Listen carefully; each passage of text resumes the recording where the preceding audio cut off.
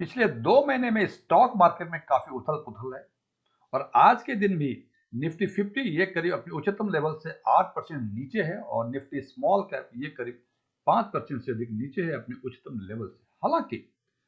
Nifty 50 अपने उच्चतम level से करीब 11% के आसपास नीचे हो गई थी और निफ्टी स्मॉल कैप ये करीब 10% से अधिक नीचे हो गई थी। हालांकि पिछले 3-4 दिनों में ये देखा गया है कि निफ्टी स्मॉल कैप ने फास्ट रिकवरी की है यदि तुलना करें हम निफ्टी 50 से, बिकॉज कि निफ्टी 50 भी करीब 11% के आसपास थी और निफ्टी स्मॉल कैप ये भी करीब 10% से ऊपर थी। लेकिन आज के दिन में निफ्टी स्मॉल कैप केवल 5% के आसपास नीचे है और निफ्टी 50 8% से अधिक नीचे है। अब इन परिस्थिति में जबकि मार्केट नीचा हो 5%, 7%, 10%, यानी मार्केट भी करेक्शन के फेज में होता है, एक कॉमन इन्वेस्टर्स, वो इक्विटी का इन्वेस्टर्स हो या इक्विटी म्यूचुअल फंड का इन्वेस्टर्स हो, उनको लगता है कि अभी शेयर्स या म्यूचुअल फंड सस्ते होंगे और इस समय यदि वो लमसम इन्वेस्टमेंट करते हैं तो ये उनके लिए लाभदायक साबित होगा, बिकॉज की मार्केट काफी नीचे है। जनाब, ये सोचना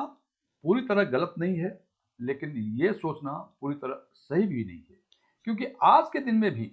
इन सेगमेंट्स में कुछ ऐसे म्यूचुअल फंड्स हैं कि मार्केट जबकि नीचे है 5%, 10% के आसपास, लेकिन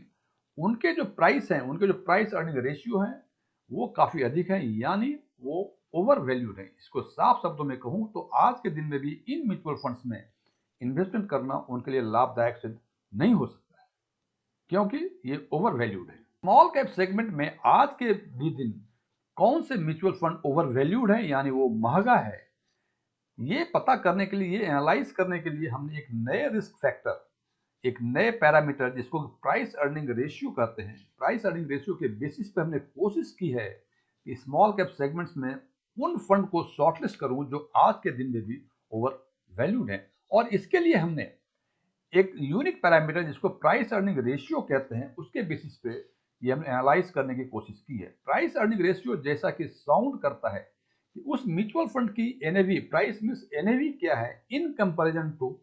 उसके पोर्टफोलियो के weighted average earning per share से। यदि इसको फॉर्मूले की बातें करें तो price earning ratio is equal to, जैसे मैंने बताया था, price earning ratio is equal to NAV upon weighted average EPS of the portfolio. Simple शब्दों में कि यदि प्राइस अर्निंग रेशियो किसी का 10 है, इसका मतलब कि वो उसकी जो एनएवी है उस म्यूचुअल फंड्स की, वो उनके अर्निंग से 10 गुने अधिक है। इसको यदि हम सिंप्लीफाई करें कि किसी की यदि एनएवी 20 है और उसकी अर्निंग मान लीजिए 2 है, इसका मतलब कि उसका प्राइस अर्निंग रेशियो 10 है। इसका मतलब कि जितनी अर्निंग हर साल वो कह रहा है, एनएवी उसकी उससे 10 गुना अधिक है। अब यदि एक नजर हम स्मॉल कैप के प्राइस अर्निंग रेशियो पे नजर डालें तो ये 28 नवंबर 2024 को ये 33.8 था, और यदि इसके लास्ट 5 इयर्स का लोएस्ट, एवरेज और हाईएस्ट प्राइस अर्निंग रेशियो देखें तो पिछले 5 सालों में सबसे नीचे जो सबसे लोएस्ट पी रेशियो था ये 16.90 था, जो कि 2 इयर्स और 5 इयर्स के टाइम होरिजन में ये हुआ था। हालांकि 1 मंथ के टाइम होरिजन में सबसे लो 30 पॉइंट, ये पिछले एक महीने में 30.49 सबसे कम गया था, सबसे अधिक 33.80 जो कि कल के डेट में गया हुआ ये गया था। हालांकि पिछले 5 वर्षों में सबसे अधिक 33.90 गया था। अब यदि पिछले 5 सालों में हाईएस्ट पी रेशियो की कंपैरिजन करें आज के पी रेशियो के बारे में तो हम देखते हैं कि आज का 33.80 है, जबकि हाईएस्ट 33.90 था। हालांकि ये अपने अभी हाईएस्ट लेवल पर पहुंचा नहीं है, लेकिन ये ऑलमोस्ट उसके आसपास पहुंच गया थी। ये तो हुआ निफ्टी स्मॉल कैप 250 का पोजीशन पिछले 5 वर्षों में और आज के दिनों में इसकी स्थिति के बारे में। अब यदि हम देखें कि वैसे फंड जिनका की price earning ratio Nifty small cap का जो 33.80 पी रेशियो है उससे अधिक, पूरे 27 फंड में से कुल 22 फंड ऐसे हैं जिनका P ratio Nifty small cap 250 के पी रेशियो से अधिक है, और वो फंड हैं पीजीआईएम इंडिया, या यूं कह सकते हैं सबसे अधिक जो पी रेशियो आज के दिन में small cap segment mutual fund में है वो है पीजीआईएम इंडिया का 45.835। इसका मतलब 27 फंड में से 12 फंड आज के दिन में ऐसे हैं जो कि निफ्टी स्मॉल कैप 250 के पी रेशियो से अधिक है और हाईएस्ट है पीजीआईएम इंडिया का, और इन 12 फंड में से लोएस्ट है बड़ौदा पीएनबी परिवार का। और यदि इस पर एक नज़र डालें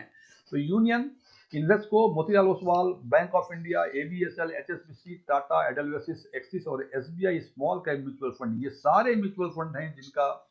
price earning ratio Nifty small cap के 250 के प्राइस अर्निंग रेशियो से अधिक है। तो जनाब ये केवल इस 12 फंड पर नजर डालें तो हमें लगता है कि सबसे अधिक महंगा जो स्मॉल कैप सेगमेंट में है वो पीजीआईएम इंडिया का है। हालांकि इसको आइसोलेशन में देखें तो ये इंटरप्रिटेशन बिल्कुल करेक्ट है, लेकिन हम ये भी देखेंगे साथ साथ में कि इसमें से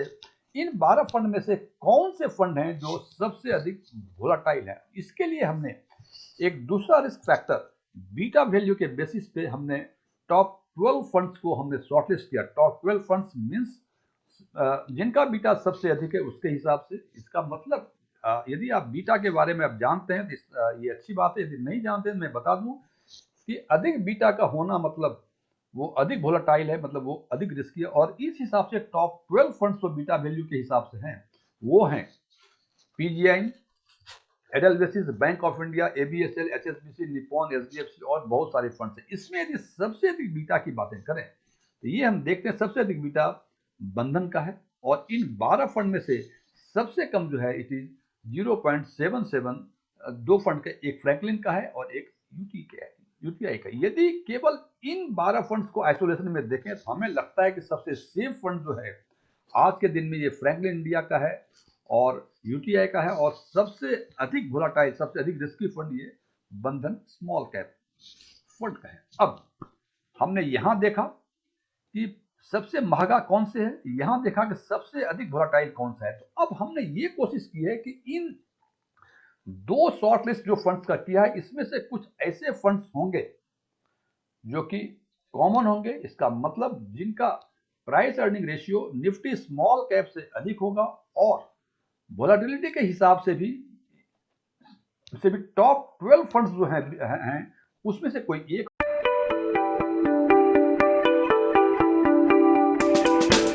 और इस हिसाब से हमने देखा कि 4 फंड हैं, ABSL, bank of India, Edelweiss, HSBC और पीजीआईएम, जो कि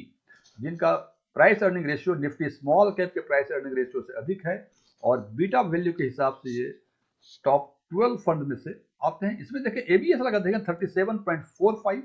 इनका प्राइस अर्निंग रेशियो, लेकिन इन 4 फंड में से यदि सबसे अधिक देखें तो सबसे अधिक महंगा फंड हमें पीजीआईएम का स्मॉल कैप दिखा रहा है जो कि 45.83 है, और आज के दिन में निफ्टी स्मॉल कैप 33.80 है। ये हमें लगता है कि ये करीब करीब 40% के आसपास निफ्टी स्मॉल कैप से अधिक महंगा दिख रहा है। तो और ये वोलाटिलिटी भी जो है इसमें ये 0.82 है, जबकि इन 5 फंड में से सबसे अधिक वोलाटाइल एबीएसएल दिख रहा है हमें, तो ये सेकेंड पोजीशन पे। इसका मतलब ये 4 फंड में आप सबसे अधिक महंगा या सबसे अधिक खतरनाक कौन सा फंड होगा ये आप अपने हिसाब से अपने परसेप्शन लेवल के हिसाब से डिसाइड कर सकते हैं। लेकिन ये बात तो सच है कि ये 5 फंड आज के दिन में रिस्क भी अधिक हैं और महंगा भी अधिक है। हालांकि जैसे मैं बार बार कहता हूं कि ये मेरा अपना ओपिनियन है ऑन द बेसिस ऑफ जो भी इंफॉर्मेशन ओपन डोमेन में अवेलेबल है उसके बेसिस के हिसाब से, और उसके बेसिस के हिसाब से मैंने अपना ओपिनियन दिया है। मेरे विचारों से सहमत होना कोई जरूरी नहीं है, लेकिन जब आप ये डिसाइड करें कि इसमें इन्वेस्ट करना हो या इन्वेस्ट नहीं करना हो तो इन फैक्टर्स को जरूर कंसिडर करें। इससे आपको फायदा ये होगा कि इन फैक्टर्स को कंसिडर करने के बाद जो फंड शॉर्टलिस्ट करेंगे निश्चित रूप से उसमें बेहतर रिटर्न मिलने की संभावनाएं होंगी, या यूं कह सकते हैं कि आप कुछ ऐसे फंड में इन्वेस्ट ना करें जिसमें आपको कम रिटर्न मिले या लॉस हो। हालांकि अंतिम निर्णय हमेशा आपका अपने फाइनेंशियल विजडम और आपके टॉलरेंस रिस्क टॉलरेंस लेवल या अपने परसेप्शंस के बेसिस पे। Thank you.